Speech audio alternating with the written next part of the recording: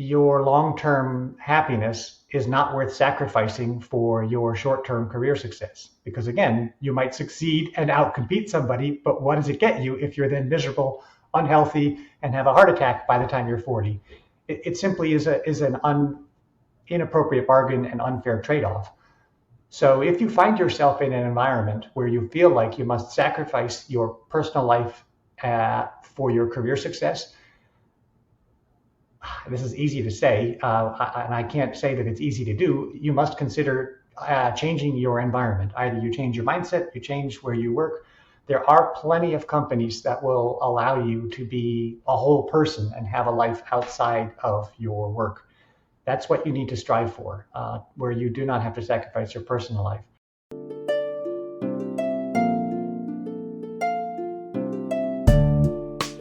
Today's episode is proudly brought to you by Effortless. Effortless is the ultimate solution for startups and SMBs seeking seamless money management and compliance handling, e-invoicing and e-way bill generation with just a couple of clicks, slashing collection efforts by a staggering 90% through the magic of automated follow-ups, snapping a quick photo of your bill to instantly log expenses.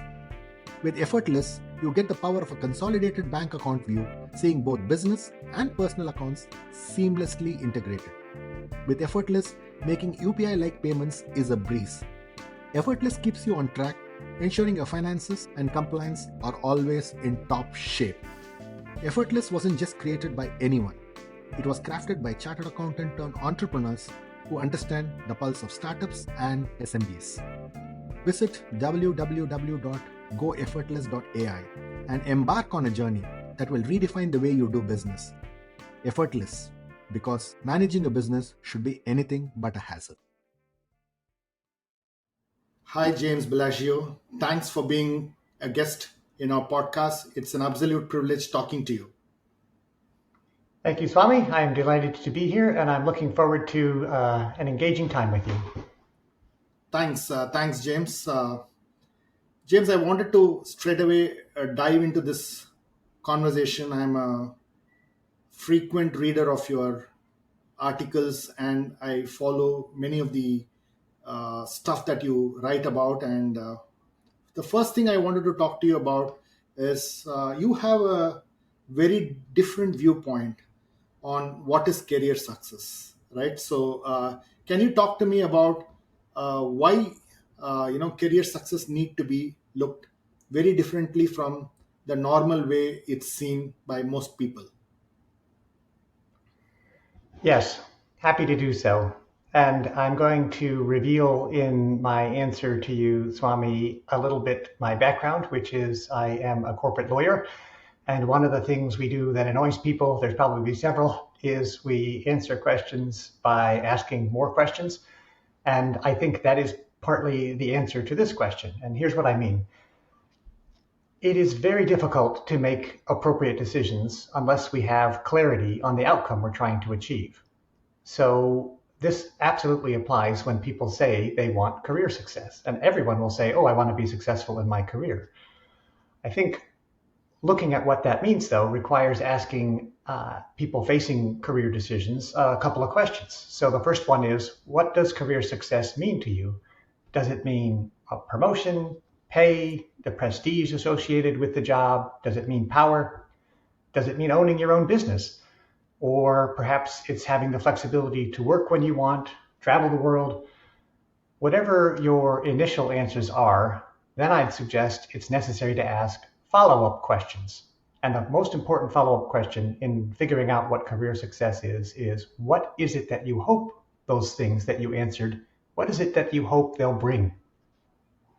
When I say people should consider pursuing happiness rather than ambition, and that's one of the things I do advise people to consider, it's because I've observed people at work over many years. So first I worked in a law firm environment, very high pressure, high stress, but with people who made a lot of money. Then I worked in a corporate environment for almost 25 years, again, seeing people at all different stages of their careers. I saw that people chased promotions, not necessarily for any intrinsic value, but because they believed it would bring them something else. Maybe one person thought it would give them recognition, a higher salary, perks of the office. Those are all fine, but if that's the extent of your wishes, I've seen something quite interesting happen to ambitious people. First, they often succeed, right? So they're confronted with having achieved what they so desperately sought. And while some seem satisfied with what they achieve, many do not. And their thought seems to be, hey, wait, I thought this would make me happy. And so now, how come I'm dissatisfied? It's a real puzzle to them. So it seemed to me, after thinking about this and watching it for many years, that what people are actually looking for is to be happy and to live a good life. This might be the result of a career progression, but it very well might not. So if you frame your career management and your related decision in terms of how and whether it will contribute to your long-term well-being, you might make different decisions. I'll point out an irony I observed, Swami, and I saw it in my own career. People say they want happiness and they pursue ambition to get it, only to find that their ambition is making them unhappy. So you're frustrated because you haven't reached all your goals, you're not happy. Well, what's the point then of pursuing a path that is going to make you and is only making you unhappy? I'll stop there and explain in a moment what I then followed myself in order to find happiness. But does what I said so far make sense to you? It is the pursuit of happiness that I think most people are pursuing, not ambition as such. And when you look at it that way, career success starts to take on a different meaning. So are you therefore saying that people need to have clarity on what is happiness? Because for some, getting assets and acquiring assets seem to be a way of acquiring happiness. Okay, and once they acquire the asset, then they're not very sure if that made them happy. So therefore, are you saying the articulation of what is happiness is something that is the real problem? But you know what, the way I look at myself is, when I was 20 years old, I wasn't as mature to decide what's happiness, right? So therefore, how do I start off? And for the audience who are young, how do you define happiness? For somebody who is in a mid stage of their career, how do they define happiness, and does it change over a period of time? Yes. To answer your last question, I do believe it changes over time. It is related to experience and maturity. And I say these things, and I will say them because I believe them, but I recognize that the ability of a person to hear, understand, and implement will reflect their personal circumstances. And I know that people's personal circumstances are different. I wish I could give myself the same advice I am giving now to myself 30 years ago, but I'm pretty sure I wouldn't have listened because I thought I knew then what I wanted. And the things we'll talk about are not a recipe, they're not a prescription. They are more food for thought. And so I can't define happiness for someone else. I can only define it myself. I would, however, say that the advice is to think about it and don't necessarily accept what your colleagues, your family, and society is suggesting is a recipe for happiness. I came much later in my career after having reached many of my goals and by all accounts having every reason to be happy with my success. I came to question whether that was sufficient. And I really, we'll talk about this later, started to wonder whether the normal things that people define as success were correct. So the wealth, the power, the job, the house, whatever it might be that you thought you wanted, those didn't seem to be sources of enduring satisfaction. So we've blended two terms now. We started with career success, and now we're talking about happiness. It's relevant to do that because most people equate career success with happiness. I would say whatever metric you're choosing, whether it's having more money, getting a spouse, living in a certain place, in a certain circumstances, whatever metric you're choosing, you simply need to ask the question, how is this going to contribute to my happiness? Of course, if you don't have enough money to live the life that you wish, then it is very natural to say, if I only had more money, then I would be closer to feeling happy. I get that. There is research that suggests there's a limit to how much increasing your income increases your happiness. But a lot of people could say, hey, I'd like to test that limit myself and make more money and see. I completely understand that. So, which brings me to one more question. When you define career success, there are two legs, I would call it. One is professional success, one is personal success, right? So, therefore, when you define career success, I see you talking about both ends of the spectrum, right? Which many people probably lose sight of. So, how important is that in the final achievement of saying, you know what, I've had career success because I have balanced both of them very well? Is that something that you have seen across professionals? Is that something that you see as largely in a cohort where they've had personal and professional success seem to be the direction to go? Yes. So we prepared a training program for our middle managers and evolved it over the course of many years. And one of the key, a successful manager and have a sustainable career, you need to be aware of your whole life and to be able to focus on aspects that are important to you as a whole person. This means that you have outside of work. We believe, and I believe, that you are less likely to have a successful, sustainable professional career if there's aspects of your personal life that are out of balance. And I would go so far, Swami, as to turn it around and say, if you focus first on your personal life and make sure that you feel happy and comfortable about things that are happening in your personal life, you are likely to enhance your professional performance. So here's how that works. If you are happy that you are able to contribute your best each day, if you feel like I have worked really hard, I have studied hard, I'm able to bring my professional best, that's already something that makes you feel satisfied inside. You say, hey, look, my studies were worth something. I'm working for a good company. I like what I'm doing.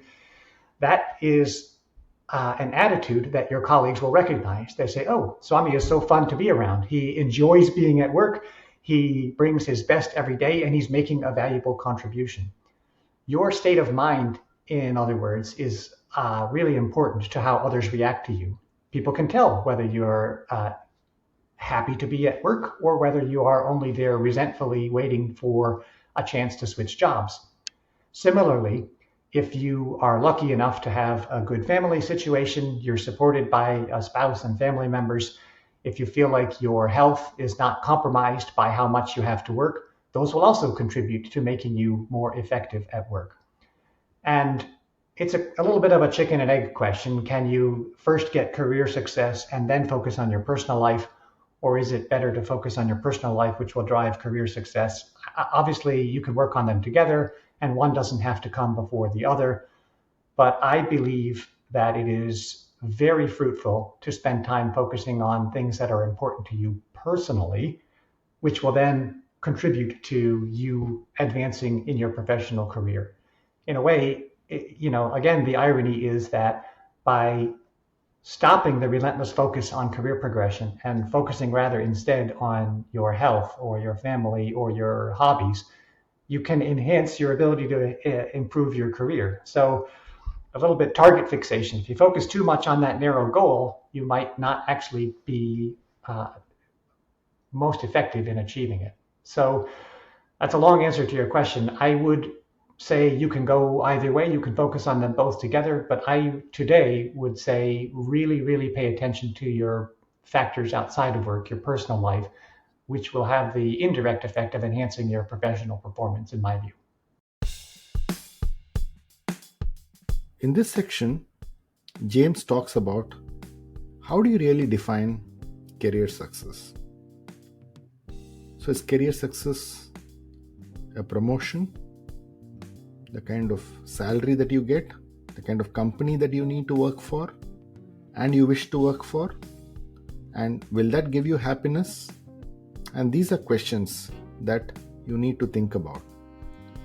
And what he says out of his experience is that when you believe that you have not asked these questions deeply, when you realize a certain career goal, you suddenly feel unfulfilled and unhappy. Therefore, the key to career success is to ask deep questions about what really motivates you and what makes you happy and what gives you a sense of achievement. And therefore, the importance of personal success and personal satisfaction is key to your professional performance and success. When you marry personal success with your professional success, that's really when you achieve career success. So I would argue, James, that in a dog eat dog world, in a corporate world, in a fast paced world, is this realistic? Because I'm constantly looking at who's behind my shoulder. I'm constantly comparing myself. I'm constantly comparing who I graduated with and where they are in life. Okay. And I'm constantly in this world of saying, hey, what does success mean? And therefore, the benchmark of success of how other people see you also means that, hey, I've not done as well as others would have thought. So, therefore, is this really practical? Or if I have to make it practical, how do I, resolve it in my own head? Yes. And, I used to work with a global team. I had lawyers working with me in the US, in Europe, in India, in China, and other countries. And what I often admired about my colleagues in India, for example, and in China, and I used them as a lesson for my Western colleagues, was to say, look, these people do not take their performance and their progress for granted. They work super hard to make progress. We should not be complacent in Europe and in the United States and assume that our jobs are secure. If there's somebody who's willing to work twice as hard as us for half the pay, well, that's a real competitive threat. So you are correct to identify the environments in which we work as a very relevant factor. And that's going to differ depending upon how far you are in your career, what your training is, and what company you're in and who your competitors are at that moment. I would say it's right that you raise it, a default standard for me in a person seeking to achieve important goals and success in their life, a default standard is that you always perform your best. Not because anyone else is expecting you to do so, but because you hold yourself to a high standard. As soon as you are giving less than your best, and only you will know if you could do more, then you are at risk of someone outcompeting you. That does not mean, by the way, that you work 24 hours a day. I worked extremely hard at many points in my career. I started out working 100-hour weeks, and then I felt like it was a break to work 80-hour weeks and 60-hour weeks. There's no question that being willing to work harder is a potential competitive advantage, but work alone is not sufficient, and maybe we'll talk about that more later. So I want to address head on your basic question. Is it really pragmatic to focus on person? I think it is, for the reason I mentioned before, which is that a person whose life is in balance, or at least who's aware of other factors in their life, I think performs better at work. They're happier, they're not resentful, they give themselves with intensity to their job when they're there, and then they give themselves with intensity to their private life when they're not at work. And maybe the other thing I would say is your long-term happiness is not worth sacrificing for your short-term career success. Because again, you might succeed and outcompete somebody, but what does it get you if you're then miserable, unhealthy, and have a heart attack by the time you're 40? It simply is an inappropriate bargain and unfair trade-off. So if you find yourself in an environment where you feel like you must sacrifice your personal life for your career success,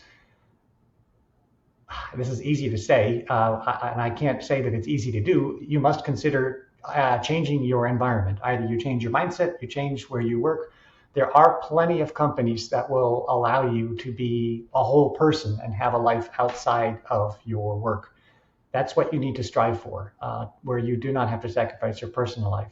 So it can be done, but it is definitely a dynamic worth paying attention to. What is the competitive environment that you find yourself in? You also talk about uh, at work a very important concept, which I presume half the HR guys will will take offense for it. You say where you basically talk about this fact that forget the job description, right? I saw something that you wrote talking about forget the job description because that's not what you should look at. So how does job description and forgetting it affect performance, and what does it do to the work that you do? Yes, so that relates to one of the articles I wrote that's called Why the Best Performers Ignore Their Job Descriptions. And I want to say that the title is correct, but it's a little bit misleading in the sense that for most of us, we are extremely well advised to pay careful attention to the job description. It's simply that at a certain stage, if you can reach it, some people will have the chance to do exceptional things which do go beyond their job description. But what I think and what I describe is it's helpful to think of one's job or one's career in three distinct phases. And if I may, let me briefly describe those because most of us won't ever get to the third phase. In the first phase, you're learning how to do the job. Your main requirement here is just not to mess something up too big in the time that it takes you to learn what your job requires. So do you have all the necessary skills and knowledge to perform your job? And by the way, each job and each company has unstated expectations as well as the explicit ones that are written in your job description. So you have colleagues, your company has a culture, management has a certain style and certain expectations. It takes some time for you to understand your company and your particular success factors to being effective. This, in my experience, takes anywhere between 6 months and 2 years, depending upon how much experience you already have and the job that you're in. So that's how we all start. We start as beginners and we need to learn what exactly is our job. Yes, the job description, and then all the unstated stuff around the job description. The second phase is where you are delivering the essentials of your job as they're described in your job description. You can think of this as what I call mastering the core job response. Focus all of your efforts right here. So many people don't get even this right, and there's a lot of value, therefore, to spending time right here doing a good job in your current job. Whenever I gave advice to colleagues who came to me looking for, my first suggestion was always do a good job in your current job. That is what unlocks every other good thing. You must develop mastery of your core job. So this means mastery in your core job means that you can do everything your job regularly entails and you know how to do it well. What this allows you to do is not just your core tasks, but you can handle a variation or some nuance. The more things that you become good at handling or expert in handling, the more work you can take on, and then you can do that same work in less time with better results and greater confidence. So there's really a lot of time that can be spent, years and decades even, mastering your core job and getting better at it. I said, and I believe this, that many people do not achieve this level of mastery. Why is that? It's because they don't focus on what they're doing. They get distracted too quick because, for example, hey, they're looking for the next job or the next promotion, and they switch jobs too frequently. This is something that I think one of the very few things that my Indian and Asian colleagues got themselves off track with is the very, very ambitious, very talented, very driven, but also they assume that their path to greater things is always switching jobs, switching companies. And I get it. They don't see a path of advancement quick enough inside the company. So another company is offering them a pay raise and a promotion. Why wouldn't they take it? I mean, seriously, why wouldn't they take it? Every year switch for 15, 20, 30% increase in pay and a promotion? And my answer to that is you might take it, but consider the impact it will have on your ability to be an expert and a master of the job that you're in. Now you might say, hey, what difference does it make if I'm always getting another job offer? Why shouldn't I take it? Yeah, I guess that's true. But after a point, the environment gets thinner and thinner. There are more and more people competing for those more and more senior jobs. And then the person who is not just a superficial expert who was filling a seat for 9 months and then moved on to the next thing, the person who really learns and understands how it is that they add value, that's the person who's ultimately going to make the further progression. It is honorable to stay put and do your job as well as you can. That is a way to have a significant sense of satisfaction. It really feels good to do a job well that you know well, right? It doesn't always, however, create the maximum impact that's possible. So this is the third stage for those people who say, yeah, but I really want to do something extraordinary. And then I say, okay, once you've mastered the core job, you need to look at your motivation. Do you wish to have something more to satisfy your ego? I want to be the CEO because that's what I want to see on my business card. Or I think the best results come from people who are looking to do something for others. How can I help other people have an impact? How can I help other people thrive?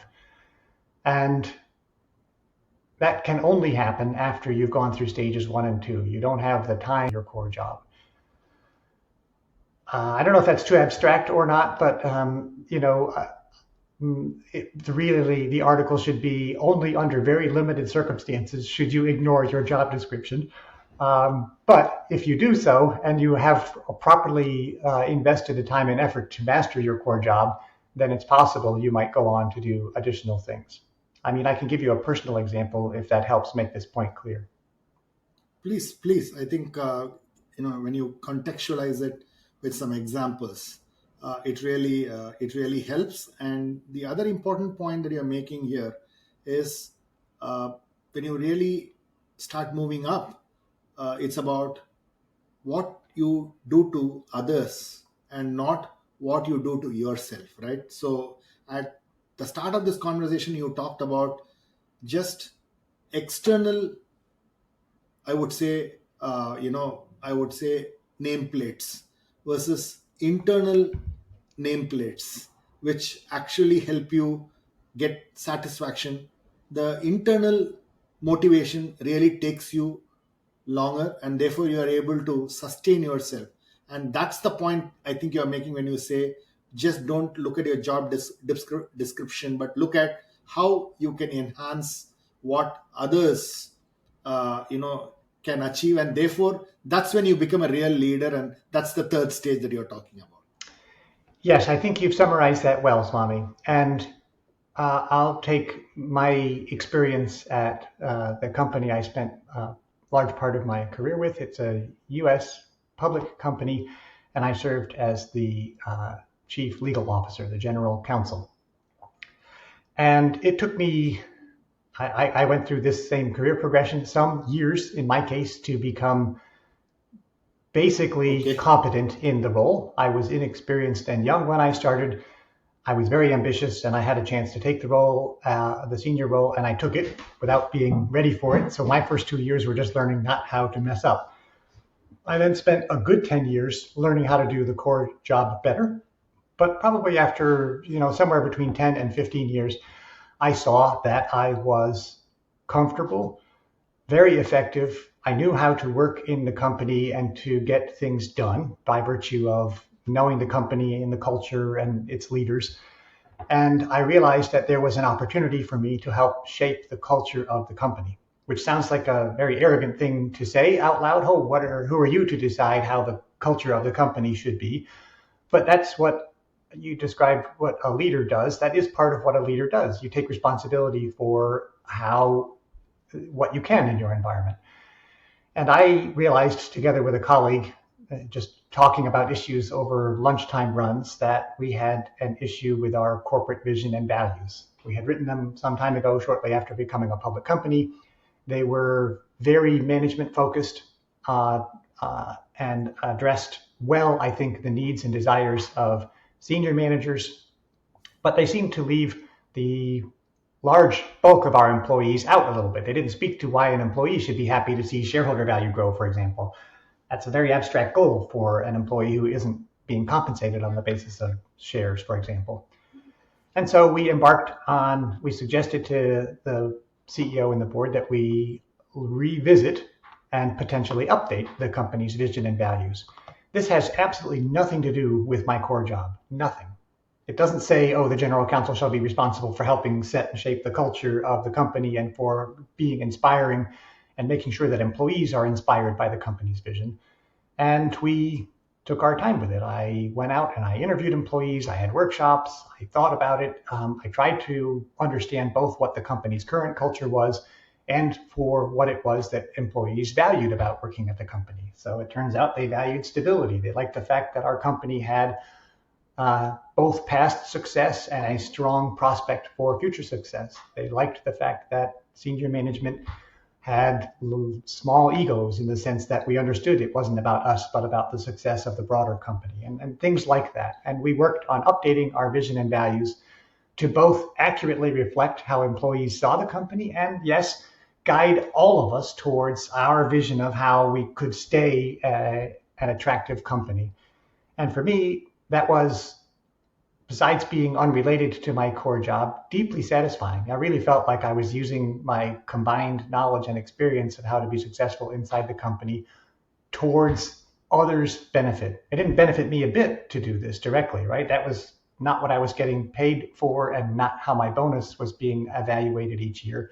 But I felt like I was making the largest contribution I could in service of the company and its employees. And so that's what I mean when I say the steps in my career of learning how to do the job, getting good at the job, and then applying those talents for someone else's benefit was satisfying to me. And that's not at all how I would have defined success at the beginning of my career. So, which brings me to something that triggered when you were talking. Um Normally, when I look at a job, when I look at my work, I tend to look at it from a very narrow point of view, which is to say, hey, this is what I'm paid for: 40 hours of work. I'm being made to work 100 hours. Okay, so they're taking advantage of me, and therefore, and I'm not getting paid for building the culture of the company. That's not my company, and why would you do that? Because that's not what uh, you've been hired for. And many people today wouldn't agree with what you did because they would say, hey, that's you're not paid for this, and why should you do it? How do you overcome that? Because that's really what the environment is all about, right? So therefore there's going to be a whole set of group talking about it, and therefore how do you cut the noise out of this environment? Yes, I think it requires a certain amount of introspection and uh, honesty about what kind of person one wishes to be. At many times in my career, Swami, I was feeling the stress and pressure of the work environment, whether or not your company makes you work 80-hour weeks and pays you for 40-hour weeks. And I admit that is absolutely the tendency of any employer. If they have a well-meaning employee, they'll certainly take advantage of them, right? That's a risk we all face. So I at many times said, boy, do you really want to work so hard? Is it necessary? Do you want to have this stress and responsibility? Wouldn't you rather just have a simple job where you could come in and leave at set hours and not have to worry about all of this? My personal answer was always, after a few moments reflection, no, actually, I prefer what I'm doing. This suits my interests. I wouldn't be satisfied with something less. Related to that, not just how much you work, is the question of whether you are doing your best or doing simply enough to satisfy the job requirements. Here's how I might summarize it. I'm just making this up. If you want to excel in your job, you need to be excellent. And excellence is the best that you can do, whether someone is paying you for it or not. I don't like the feeling of doing a half-assed job. I don't like the feeling of knowing that I did the minimum and I could have done better. Does that make it possible for people to take advantage of your goodwill? Absolutely 100%. But you must also ask yourself this question. When the managers are sitting around in a room saying, who is it that we want to see promoted to the next job? They will never pick the person who is just putting in the time.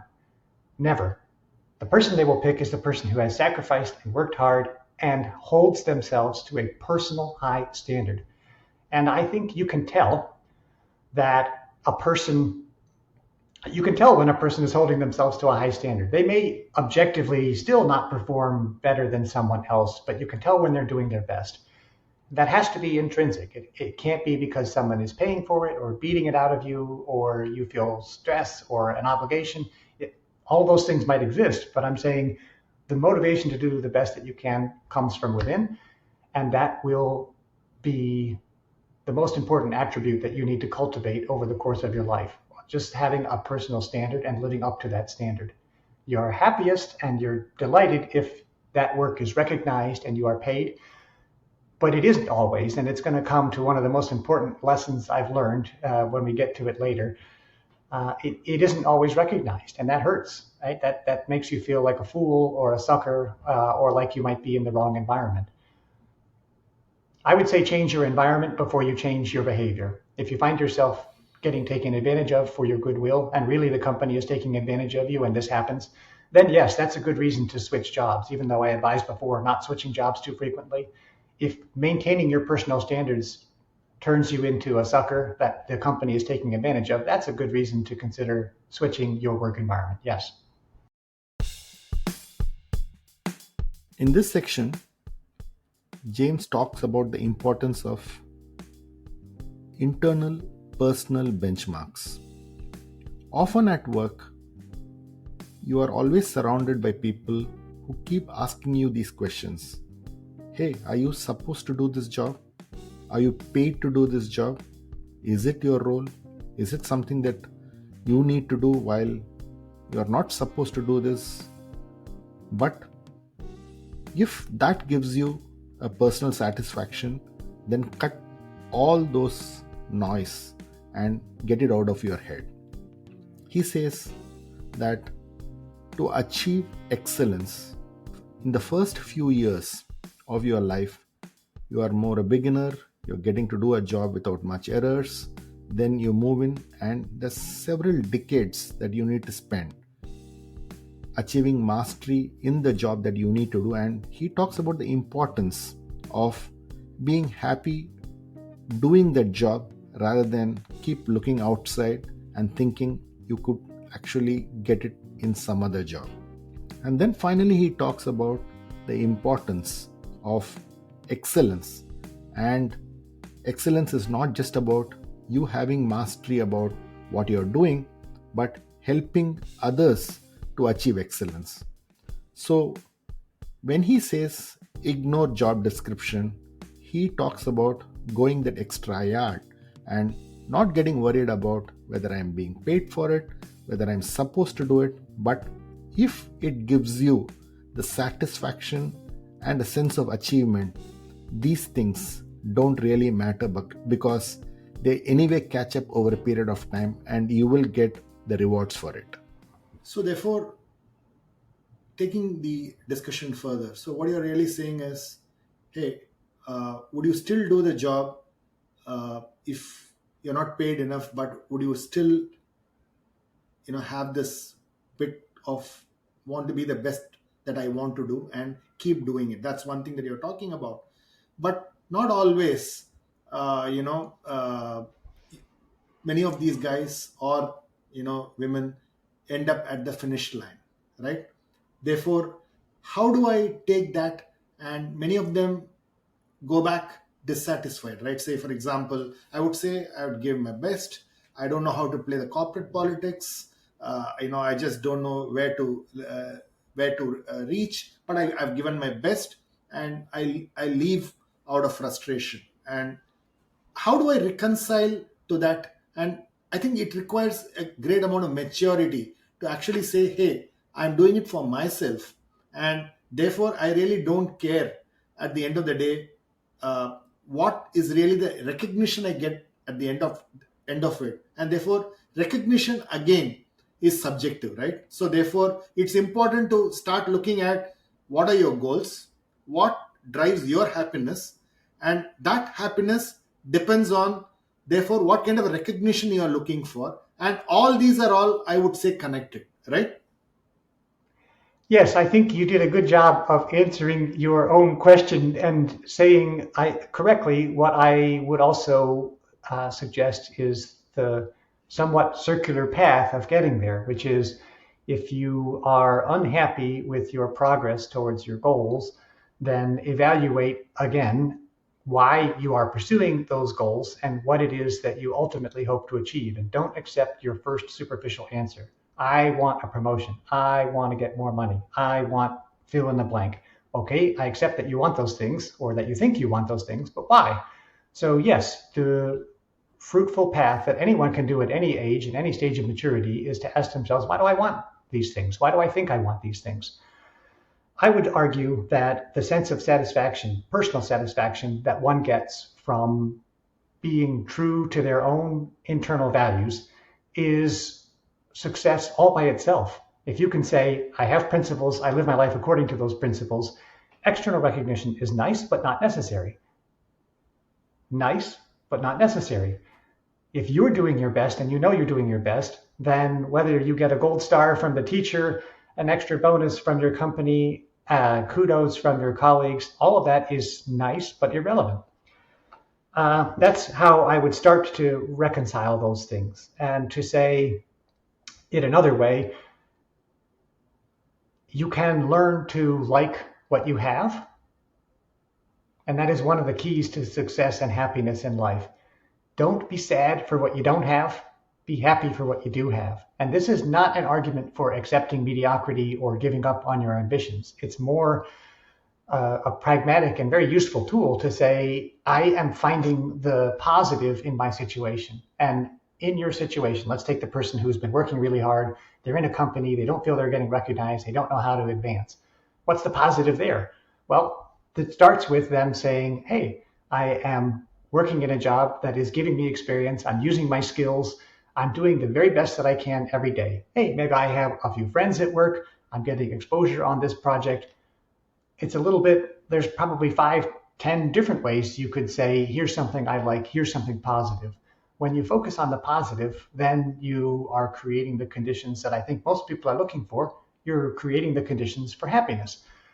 And who's to say that your happiness is tied to that promotion? It may or it may not be. Your happiness is tied to your happiness, which is, hey, I have a friend at work. Hey, I did something useful that added value.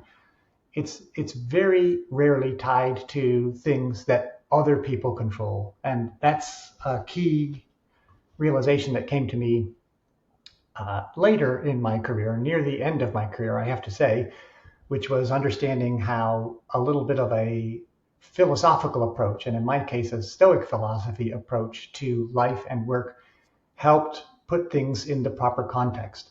And to just make the connection quickly, and we'll see if you want to talk about that, the Stoics believed that it was helpful to try and distinguish between things that are in your control, partly in your control, and outside your control.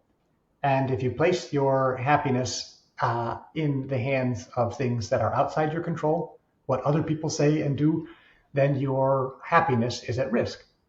The more you can bring your happiness and your thoughts and your beliefs within your own personal control, the more no one can ever prevent you from achieving what it is that you wish.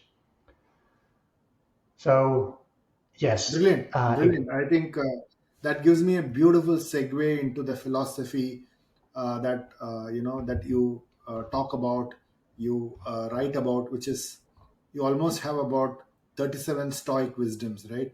And I saw a whole host of wisdoms out there.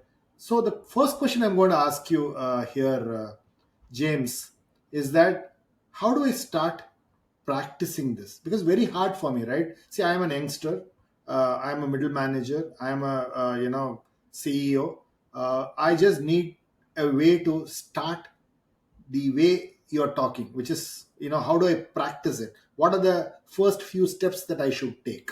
Can you tell me couple of steps that I should take to say, hey, how do I look at it? How do I ensure that I start seeing small wins, realizing it, absorbing it, feeling it? So, how should I start, and what are the first few steps I need to take? Uh, I spent a few minutes before our conversation and I'm going to read you 5 headlines from that, which I think is the start to answering your question, if I may. I wrote, my traditional habitat is the corporate environment. My long-term interest is in how to foster career success. I believe the greatest force an individual can wield on themselves and others is an idea. I am interested in understanding and sharing ideas. Maturity means adopting a philosophy of life which addresses both one's goals in life and 2 methods to attain those goals. There's details under that, but that's the headlines. And the point that I want to highlight now to answer your question is ideas are powerful. Ideas impact the world, but they also operate on you as a person. And I found that over time, without really having a grand plan, came to adopt a philosophy of life that helped me navigate difficult times, good times, but basically feel like I had both a purpose and a path. And the way for me to attain such a philosophy of life is to expose myself to ideas. I started reading Seneca's moral letters to Lucilius, which were short, right? Each one only takes 5 or 10 minutes to read, and therefore I could easily read one each day, but I found myself thinking about it for hours afterwards. What does that mean? How does that apply today? Does something really still have relevance for us, and why? And it was a slow, accretive process over many months and years where an idea would stick and maybe have more meaning to me and other ideas maybe less so. I then started to write my own summary of Seneca's ideas, his summary of Stoic philosophy, and that's led to the creation of the Stoic letters for modern times that you referred to. I actually have 125 of them. I'm just publishing them one a week, so more come out each week. I publish them on a weekly basis exactly to help accommodate the person who's busy, who's working 40 or 60 or 80 hours a week. They don't have a ton of time. They don't maybe have a great interest in philosophy. But do you have an interest in a 5-minute read that's going to cause you to think about things like, what does success mean? What does happiness mean? How do I deal with being busy? How do I deal with being healthy, living a long life? Is it appropriate to seek fame, public office, wealth? Why or why not? Basic life questions, it turns out, have been on people's minds for as long as there have been people. The reason we can read Confucius or the Buddha or the Stoics today, and it makes absolute sense to us, is because they're talking about basic human nature. And human nature has not changed so much, even though our environment has changed rapidly and technology has changed rapidly. The basic questions about how to live a good life have not. And therefore, I personally found great value in little incremental reading on topics which confronted me with ideas, and ideas have the power to change you as a person and the world that we're in. So my recommendation to a person wondering about these questions would be to, for sure, you're welcome to read my if they're interesting to you, but of course I know there's a whole wide world out there of successful people. Most successful people, even exceptionally busy ones, often are curious and they are reading something. It doesn't have to be like homework. It shouldn't feel like homework to you. You should read things that you enjoy. And by the way, let me please expand that. You can consume ideas in many forms. You can listen to excellent podcasts like this one, which will confront you with interesting ideas and interesting people. You can listen to TED Talks, watch YouTube videos. It doesn't, you consume an idea in whatever format makes sense to you. Consume them on topics that are of interest to you. Habit of half an hour each day of some sort of exposure to an idea you will become a thoughtful person, you will become a more mature person, and you will probably develop, however formal it is or informal, an idea about what's important in life and how you want to live your life. So this brings me to another question, James. Okay, uh, we are always taught since we are kids about results, right? So what you are telling me is to contemplate, right? So contemplation doesn't have an outcome. So therefore, I'm used to checklists. I'm used to outcomes. I'm used to results. I'm used to seeing output. Okay, and suddenly you are asking me to do the exact opposite that I've done for maybe 20 years, 25 years, 30 years, and I would be left with going back in the day saying, hey, what did I get? So how do I balance between contemplation, no outcome, but reflection? So it's a huge amount of contradiction you have to live with, because that's what at work you are fighting every day, which is you're saying, hey, get it done today, I want it done today, I just want this outcome, give me the result, get it sold, whatever. And then you're coming back and saying, you know what, I just need to slow down, I need to figure out a way. And that's exactly, it's a very tough transition, right? So how do I manage this transition? I have a couple of things to suggest in response to that good question, Swami. One would be to say, I came to realize in my career that the absolutely most valuable results oriented time that I invested, so exactly with the pressure to achieve results, was the time that I specifically carved out and set aside for strategic thinking. It was not filing that document, writing that contract, negotiating that acquisition. It was none of those things that were the outward appearance of results. It was the 10% of my time, half a day, one day a week, that I said, okay, I am taking no appointments, doing no calls, producing no output, priorities. And the outcome of thinking should be that you have clarity over your priorities. And let me say that that was helpful in my case because it helped ensure that my effort and my team's effort was not wasted. How would you feel about a person who is immensely results oriented, spends every hour of every day working, producing output, but on things that are of no value to the company? That's not really very helpful, is it? So one needs, in order to be productive, a balance between work and direction setting. You need to spend time setting the direction, setting the priorities of your work.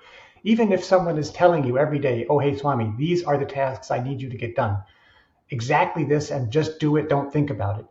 You still have many things to think about in terms of what's the right way for me to work. Can I organize myself? Can I save time by investing in a process over here?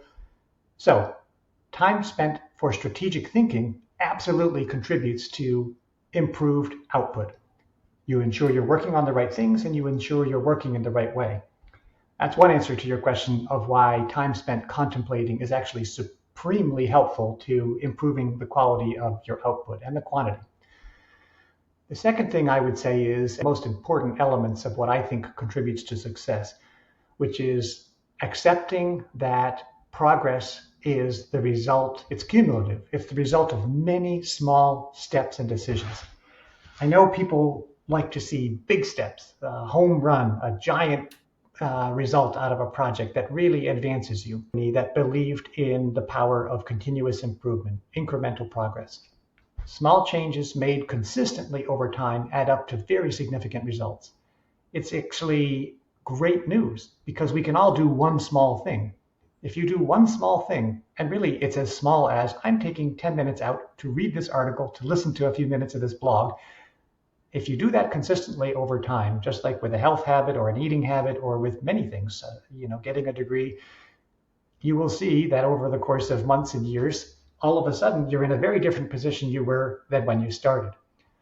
So what might appear to be taking away time from your ability to deliver results could actually be a small step towards creating something much more significant, much more foundationally important to your progress.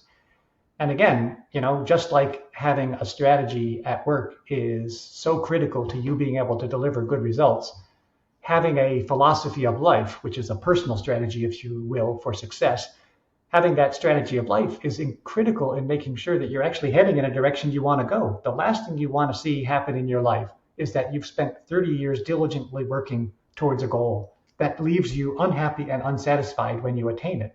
That's why the few minutes that you might spend each day is not at all wasted time. And I believe, and I will firmly suggest to you and our listeners, that it is the best use of your time. Carve out those small percentage of your day that you can invest in strategic thinking, and it will pay off. It'll pay handsome dividends.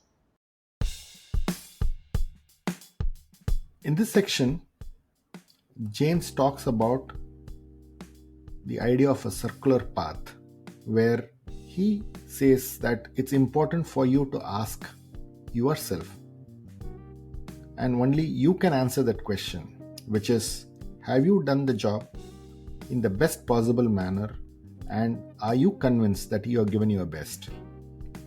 Once you've given your best, you may get the rewards for it, you may not get the rewards for it. But what it does to you is it gives you the satisfaction and a feeling of achievement, and that is key to you being calm about what is the outcome. When you know you've given your best, when you know that you've been getting better and better at what you're doing, and you know that you did things better than what you did yesterday, then results will come your way. But what's important is you being convinced that this is the best I could have done in what I was asked to do.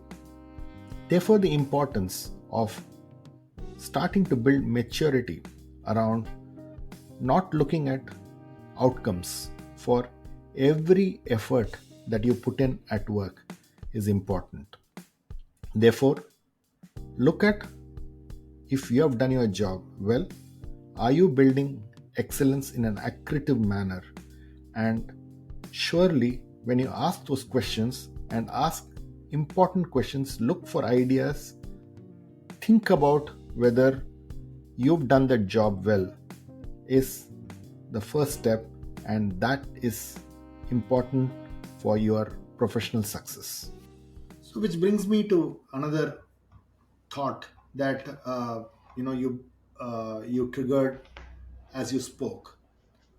Most often, when we look at our jobs or look at the work that we do, uh, we look at the job, but we don't look at the company values being aligned with my personal values, right?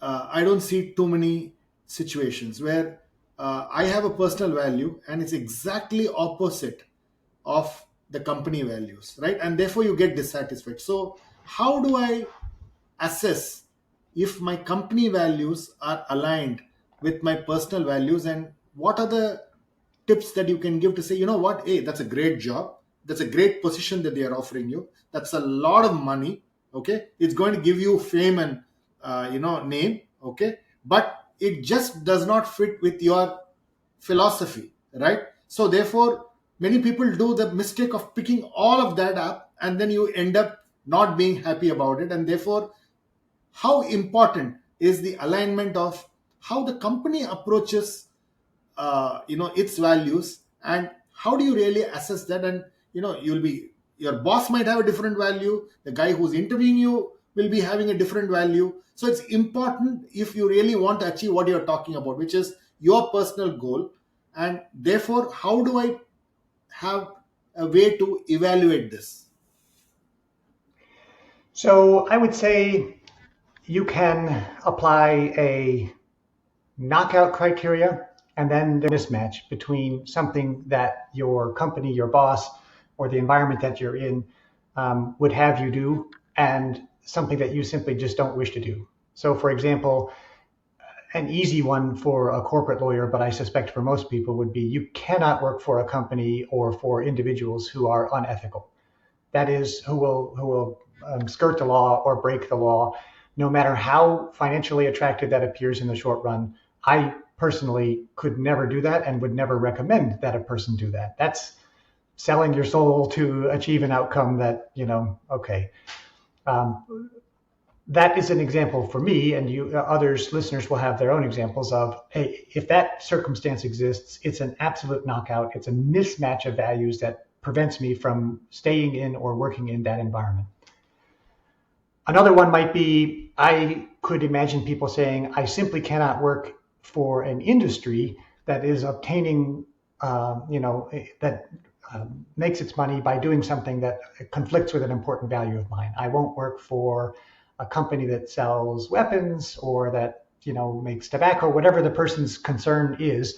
That could also be while it's not illegal or immoral, something that still goes against a deeply held value. And that's a personal question. I have a far more deeper question, which is to say, what, the way I approach a problem. There are some companies which just say, just go do it, we'll figure it out. Okay. Versus, I think we just need to plan. We need to get this in a way, thing. And these two are completely two different values, right? I may like the industry. I may like, I'm passionate about that business. But the way I approach the work and the thinking behind that work will be very different between two companies, and that's one company that I would probably not want to join because it just does not fit my my personal way of doing things. And again, that's another way to look at it, and many people ignore it, and then they end up actually failing in that, I won't say job, failing in a career. Okay, because they end up not being successful because there is a dichotomy between what they believe and what they are doing. Yes.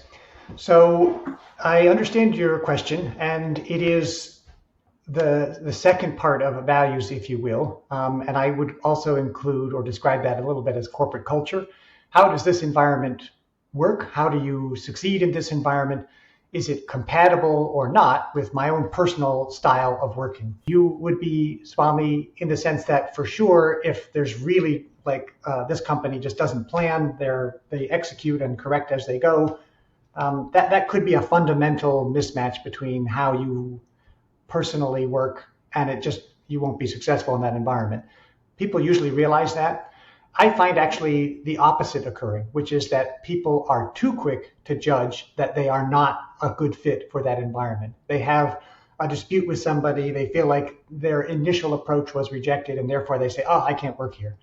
That, I think, is a mistake that leads people to switch jobs too quickly, when in fact they could be a little bit more flexible and open in their thinking. So, for example, there are multiple ways to say a sentence in English. Many ways. I might choose one, you might choose another one, but I am probably making a mistake if I say my way is the only way and the correct way. So in other words, what I want to suggest with that is that not just with writing English, but with approaches to work problems, with company cultures, it's often quite helpful to work within the system and say, hey, I understand you're following this approach. I follow this approach. Your way works, my way works, and you still can be true to and honest to your own personal style of working and find a way of being successful in your environment. Because you know what? I suspect you're not unique. You're not completely unusual in your approach. You'll find other people in the company who work the same way you do, and you can more work with that person than with the person over here who flies by the seat of his pants, for example. So I understand your point, and I would say I definitely see the harm in just banging your head against a wall in trying to pursue an approach that does not suit your personality or your skills. But I would also be careful of assuming that too quickly, when in fact you can both work within the existing system, and if you spend enough time there, you can shape the system, like I was talking about before when I talked about that project to change our vision and values. We were actually shaping culture. I viewed my role as a more senior leader then to be actually helping guide a little bit. Hey, this is the kind of company we want to be. I want to be a good employer, and therefore here's how we're going to respond to these circumstances. So after you gain mastery over the core job, you might be in an influence in a position, and you certainly are in a position to influence the circumstances around you to a greater or lesser extent. You can have an influence on how your company works. And that's a positive, very optimistic way to think about things. Hey, I'm going to use the power of an idea, the power of my personal example, to help show how we could do this differently. So don't give up too quickly would be my suggestion. Beautiful, beautiful. So what you're really talking of is be patient. You're talking of build your way through. Influence what you believe in. Don't be impatient. Look at how you can walk through and ensure that you are able to change the system, and therefore don't jump into conclusions too fast. Figure out and keep working on it if you still like what you're doing. That's really what you're really talking. In an age where you just want to give up and move on, that's not something that that you at least recommend you're asking people to consider, right? That is exactly right. Patience and persistence, those two things are tremendously helpful to your success in an environment. Think about this. When you start with a group of 20 or 100 people, and most of them are impatient, most of them cannot see a project through or leave when they get frustrated. What happens after 1 year? Well, 50% are gone. What happens after 2 years? Now 80% are gone. 3, 4, 5, 6, 7, 8, 9, 10. Guess what? Simply by virtue of being patient and persistent, you are influential simply by virtue of having stayed within your environment, worked within your environment. And at that point, you're more senior. You absolutely are in a position to influence much more than you were at the beginning. I say keep your enthusiasm, keep your high standards, don't compromise, but recognize that you can also play a medium to long-term game and have the same effect at the end as you would if you had just had everything you wanted from the start. So yes, patience and persistence are extremely valuable tools. And unfortunately, that only comes with time. It's a rare young person who is ambitious, who is also patient. I understand that. But I've seen it work out many times that simply being the last person standing from an initial group is what made you successful at the end. The other thing most of us go through in our in our life is uh, you don't want to really be stupid in front of others, right? There's a bit of embarrassment, and you are given new roles, you're given new things to do, and you can make mistakes, but you're very worried about being judged. You're worried about being embarrassed because you've done some stupid things. How do I overcome this whole feeling of always being judged, looking stupid, therefore getting embarrassed? So how do I overcome these behavior, and what is it that I need to do? Because I need to have a certain amount of self confidence in saying, hey, these things happen and I'm going to keep trying. So what is something that I need to build in my DNA to actually go through this process? Yeah, these are difficult issues. They deal with self acceptance, they deal with kindness. And I would say if you did one thing, it would be to remind yourself every now and then to be kind to yourself. The same kindness you would wish to extend to a family member, a child. Why not think in your own mind about adopting that same attitude towards yourself? You know how hard you work, you know what you intended. Why not give yourself a little bit the benefit of the doubt? So that self-care, that self-kindness is a mental attitude that you might seek to adopt. Another one that I have found helpful, Swami, is to always look for the silver lining in every circumstance. So as a way of building resilience, there's lots of different things that you can do, but one of them that I found extremely powerful is to say, no matter what happens, no matter how seemingly bad, how seemingly embarrassing, how seemingly terrible, I'm going to look for the positive. And the positive is often, oh, hey, I learned something. I learned what doesn't work. I learned that an embarrassment is not in any way permanent. People will laugh about it. It serves to have a good sense of humor. There's lots of different ways to turn what appears to be a setback in the moment into a positive.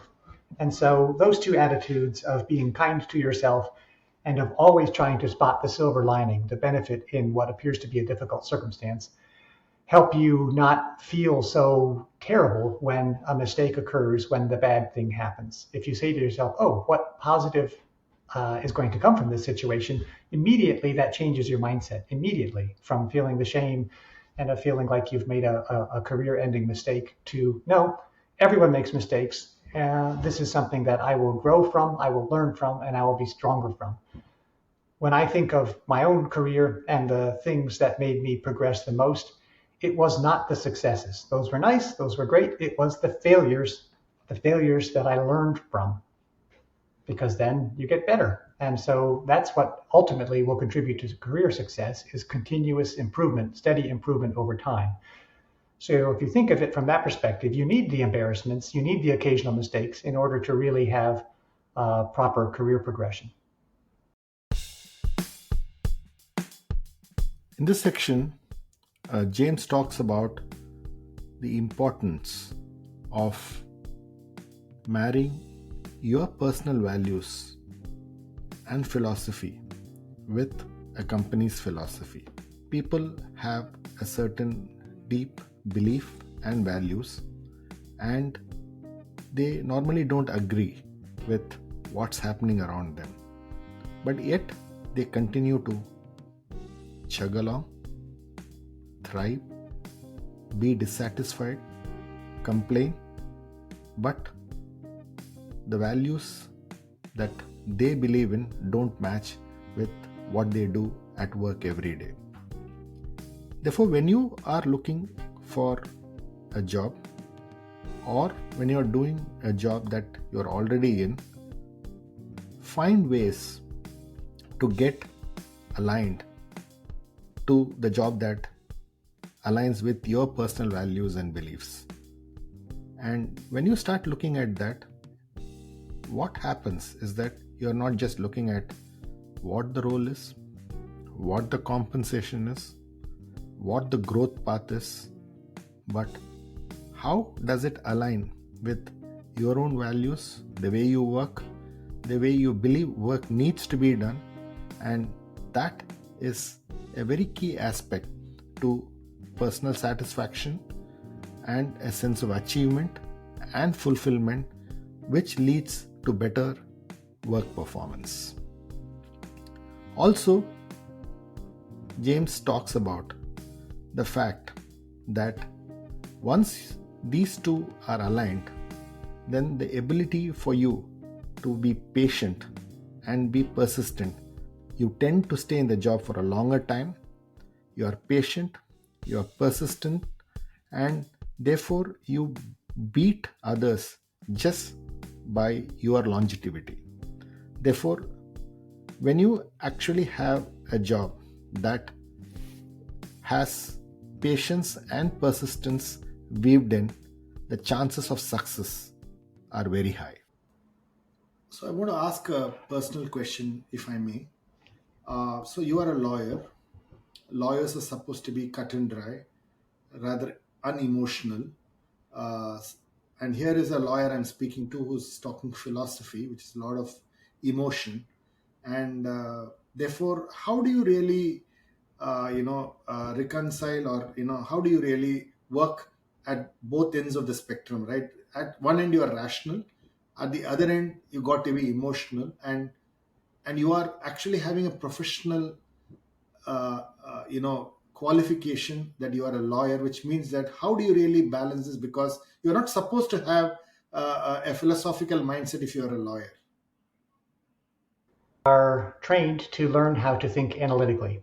And this is a very useful tool and does tend to make us dry and sharp and not necessarily the most philosophical. In my undergraduate days, and then I went to business school. And those two additional experiences gave me another perspective, which when I started working as a lawyer, I was able to observe things from a different way. I was always interested in the question of what works and why does it work? What works? I'm ultimately an immense pragmatic. I'm interested in pragmatism. And when I asked the question of not just what works, but why does this work, I came to the realization that very often, almost always, you could tie a success or a failure back to a question of human motivation, human character, an incentive that was designed correctly or incorrectly. And this didn't immediately get me into philosophical thinking, but it definitely got me thinking about the human factor. People are emotional. We think we're rational, lawyers too, but we're actually also very emotional. And therefore, if you can understand emotions, I focused on understanding others' emotions, and only later in my career realized, hey, my own emotions are also a significant driver of behavior, then you can pragmatically improve the quality of your work and your outcomes. So I think it was that trajectory, the psychology and the business strategy, which led me to think about people's character and their personal incentives and motivations that ultimately led back to these more philosophical thoughts of, hey, everyone, we're all people, we're all human beings. We have this very useful tool to use to drive all sorts of other outcomes. That's how it worked for me to go from the pure analytical side to the more emotional human side, which I found to be just a useful tool. So therefore, would you say that you talked about three stages, right? So therefore, as you move to the third stage, or as you move to the second and the third stage, this aspect of the human nature, this aspect of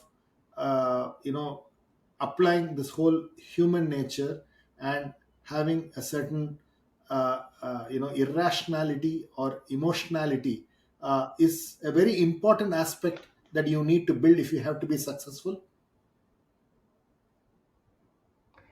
Yes, I would. And I would put it this way, Swami. You should never be surprised by good things or bad things that happen as a result of other people's actions. You should not be surprised by them. At least upon reflection, if you look at them and say, hey, how come that person behaved that way? How come this person did that thing? How come our competitor did that thing? You should be able to tie it back to a very clear, this was the incentive that was in place. This was the human factors at play. I'm not saying people don't act irrationally and sometimes it's hard to predict. What I'm saying is when there is a human incentive, a human emotion, that is part of the manager's skill set toolbox that they need to develop. I want to understand what motivates people, why they do this, responsible for our global compliance program. And therefore, I had to write guidelines that tens of thousands of employees all over the world would have to read and understand and follow because we had to comply with the law and we didn't want to get in trouble. So it was very important that our compliance program was effective. I learned relatively quickly that it wasn't about how clearly I could write a sentence describing a law. It was about incentive that they had. And that incentive could be, I don't want to get fired. I don't want to have a difficult time talking to the company's lawyers. I'm going to get paid here, promotion. However you can understand, and the better you can understand what is incentivizing and motivating people, the better then you can pragmatically achieve your goals. So yes, short answer to your question, it's very helpful to become a student of human motivation and of human character if you wish to be a successful manager. And I would argue in any profession, in any job, the more you can understand your colleagues and why they think the way they do and why they behave the way they do, the more likely you are to be able to successfully navigate your environment. My final question, James, is that you talked about excellence. You talked about doing it for yourself, and excellence is a long journey, right? There are no. It's not an easy job, and we normally look for short-term gratifications, right? So you're saying, hey, I did this and I got this. So if I have to pursue excellence and I have to build a certain amount of capability and a craft in what I need to build my craft. It's a very hard thing, balancing short-term gratifications with my long-term goals. How do I keep moving from long-term to short-term, short-term to long-term, yet keep my enthusiasm, yet keep my motivation? So what are the tips that you would give to ensure that this is something that I'm able to live through, because I have to live through it for quite a long time in my career in anything that I do, right? So therefore, what would you think we need to do? So the balance between short-term and long-term is one that is partly solved by just having a little bit of faith that although you are not aware of all of the twists and turns your path will take, that you will arrive at a good destination. That's that's something you cannot be sure. I trust that it will work out. And all I can really do is what I'm doing at this moment today. And the piece that helps much about before, the power of continuous improvement. I know now, because I've seen it happen on a personal level and a professional level and a company level, small steps taken regularly every day add up to significant results. So the pursuit of excellence is not what am I going to be in 10 years? The pursuit of excellence is absolutely driven by what am I doing today? And the way you ensure that you incrementally add to your excellence every day is by making sure that it is not too burdensome. If it's a horrible task that you have to force yourself to do, like, oh, I have to do my reading, or whatever the thing is, then you are likely to add to your excellence that are pleasurable to you. I enjoy reading. I like listening to podcasts. And therefore, it is no burden to me whatsoever to spend half an hour reading an interesting article in the Harvard Business Review or wherever I might do it. It has a incremental, over time, professional benefit. I don't know when that article I read is going to be useful to me, but I trust that one day it will be. And so, yeah, by accepting that your daily actions, and even though they're pleasurable to you and fun in the moment, if they're targeted with a goal in mind of, yeah, this is going to help me somehow professionally. That's why I think the daily reading habit or the daily knowledge habit is so helpful. But by all means, don't make it a chore. Make it something that you actually enjoy. The combination of those two things, having faith that the future will play out, and then taking what daily actions that you can in a way that is not work but pleasurable, goes a long way towards helping a person build excellence over time. The other one that needs to be mentioned is you should have personal standards. You're going to get excellent if you wish to get excellent. Or let's say in the reverse, you won't get excellent if that's not your personal goal. And by the way, that's also fine. Not everyone needs to be the CEO or a giant success. Be honest with yourself about what it is that you wish. I know some of the happiest people who said, I am no longer pursuing career ambition the way that my friends are telling me I should or that everyone else is telling me I should. I am happiest when I earn enough to make a good living and I can take my vacation each year and I can spend time with my children. Those are perfectly acceptable and valid definitions of personal ambition and happiness. So, of course, make sure that you have done the introspection to understand at that moment in your life, what are my values? What is it that I am working towards? And that will also help you have faith that the future is something that you are diligently and day by day working towards. Fantastic. In this section, James and me talk about the importance of human factors in anything that you do. Finally, when you're working, you are dealing with humans and the need to understand human behavior, people skills, and the ability to appreciate how others react and feel to what you do is as much important as any rationality that is involved in a job. Therefore, life is not all about algorithms, it's not about rules, it's also about how you deal with people. Therefore, be ready to handle irrationality. So, not everybody is rational, not all decisions are rational. Your ability to handle irrationality is as much important as rational and logical decisions that you will be making in your job. Finally, when you want to develop excellence, it's not one big ambitious goal that you need to set. James put it very rightly that excellence is done in incremental steps, done every day, and you need to have faith in it. So it doesn't happen overnight.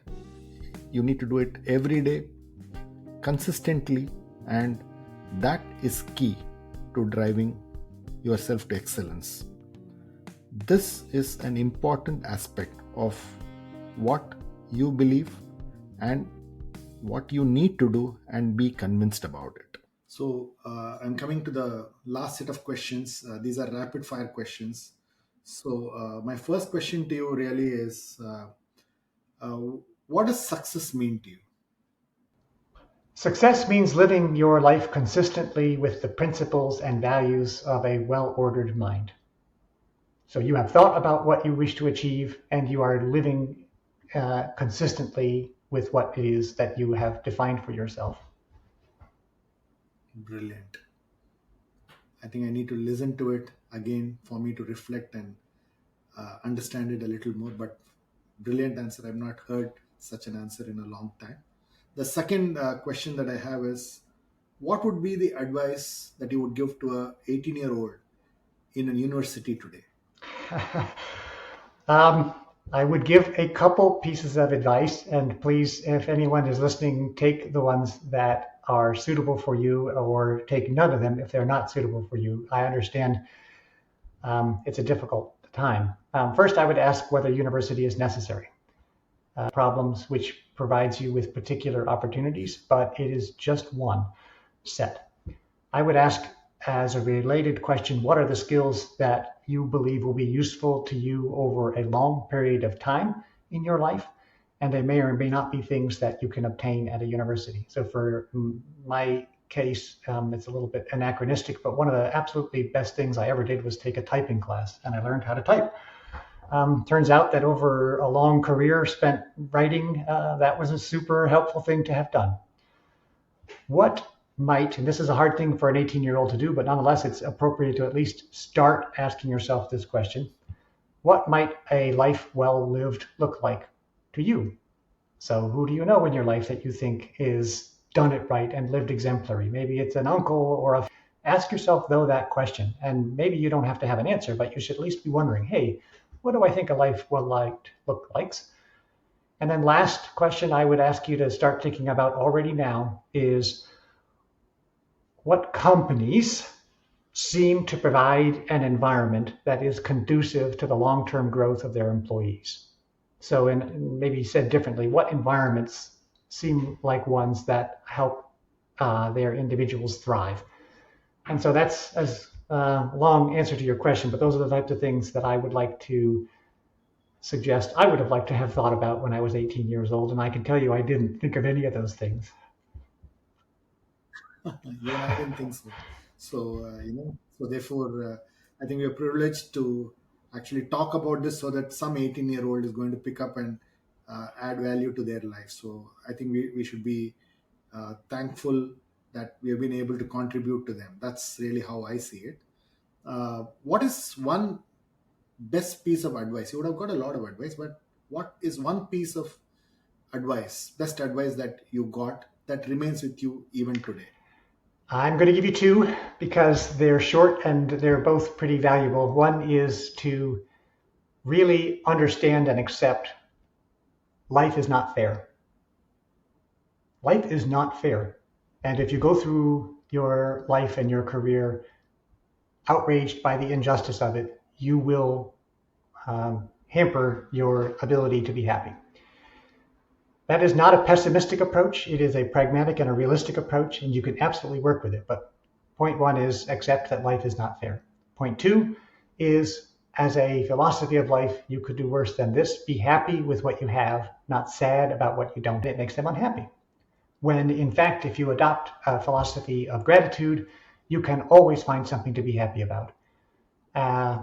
So those two bits of advice: life's not fair, and learn to be happy with what you have, not sad about what you don't have. Great. Uh, can you recommend a couple of your favorite books that you believe have added value to your own thinking, which will be useful? Okay, so I had an answer to the question about favorite books, but the way you just framed it in terms of being useful to you and your audience, I'm going to recommend something different. in terms of what I benefited from and what I absolutely enjoy, I would have said the genre of science fiction, which is a blend of technology, sociology, and forecasting the future. I find that to be a wonderful diversion, and I really do enjoy it. In terms of what I think might be useful to people, I got to say I'm a big fan of Stoic philosophy, and there's two authors I would recommend: Marcus Aurelius, who wrote Meditations, which was his diary, but it is a good summary of Stoic principles, and it is wonderful to see one of the most powerful persons on the earth at that moment in time revealing his humanity so openly. And when you see that the Roman emperor himself can struggle, then you know, hey, my struggles are not unusual. I am not somehow in any way lesser for having for its humility and its wisdom.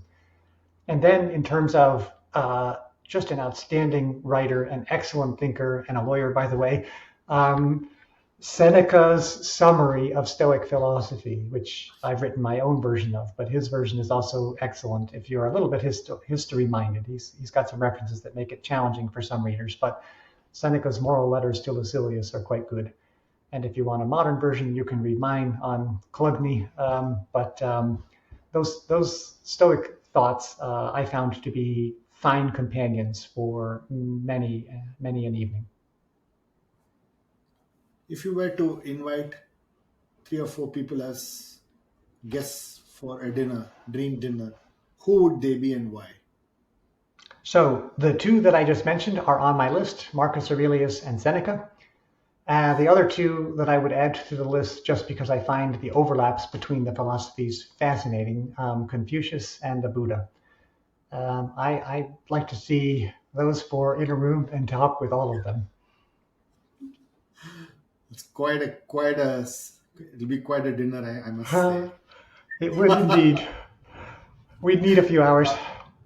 uh, so, what would be one thing that you believe in that others don't agree with you?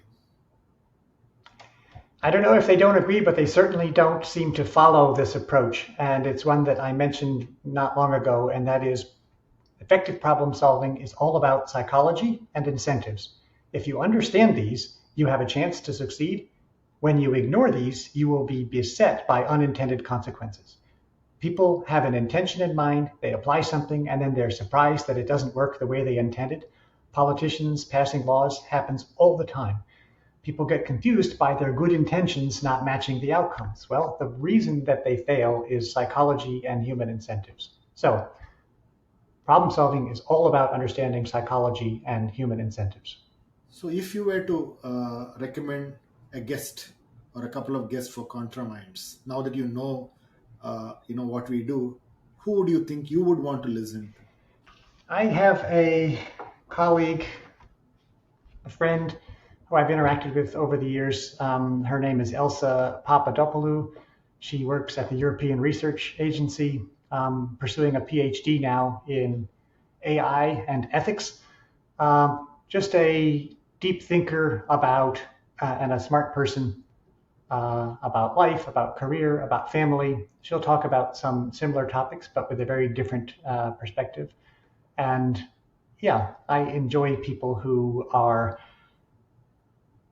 not just successful, but also careful thinkers about, what does it mean to live a good life? And that's a question that I always like myself to hear more about and to understand other people's perspectives on. So Elsa's probably somebody that I think you might have a good conversation with. Thanks. Thanks, James Bellerjeau. It was fantastic talking to you. A wide range of topics made me think a lot, not normally heard, not normally shared, and very, very different perspectives on career, on life, how you need to look at balancing all these viewpoints. Great ideas, great thoughts, something that I believe was very, very engaging, and I really loved this conversation with you. Thanks a lot and lovely talking to you. My pleasure, Swami. I hope or listeners had a good time here, and I am happy to carry on the conversation with anyone who's interested after the fact. I'm always happy for new readers of my blog and the other things that I'm writing. Thanks for listening to this episode. For selected links and detailed show notes, visit www.contraminds.com/blog. Follow ContraMinds on social media and let us know who you would like to see next on the podcast. If you're listening to ContraMinds on Apple Podcasts, do share your comments and give us a rating. We are keen to know what you're thinking. ContraMinds is also on YouTube.